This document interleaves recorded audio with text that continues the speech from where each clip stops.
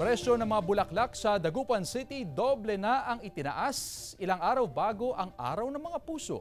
Ang detalye sa report. Nagdagdag na ng tao ang flower shop na ito sa Dagupan City dahil sa dami ng orders ilang araw bago ang Valentine's Day. Ang supply ng bulaklak nakahilera sa gilid ng kalsada. Yung supply naman po, okay naman po, maraming supply ngayon. Okay naman po, 24 hours ang operation, mga 3 days siguro. Doble na ang itinaas ng presyo ng bulaklak gaya ng bouquet ng 1 dozen of roses na dating 800 pesos ang presyo pero ngayon nasa 1,200 pesos na. 750 pesos ang bouquet ng 6 na rosas, 500 pesos kung 3 lang ang nasa bouquet. 500 pesos din ang isang piraso ng stargazer na naka-bouquet. Samantala, 80 pesos na ang kada stem ng rosas. Opo, parang naging special yung araw ko.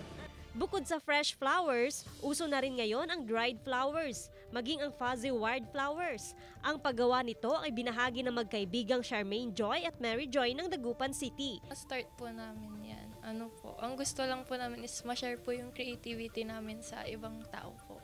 Sa ibang bansa, mostly po yung ginagawa nila fuzzy. Pero dito sa Philippines po, wala pa pong parang kakaunti pa lang po yung gumagawa ng mga fuzzy flower. Parang naisip po namin, what if i-adapt namin? Napakadali lang itong gawin dahil kailangan lang natupiin ang wire para makabuo ng hugis bulaklak at iba pa.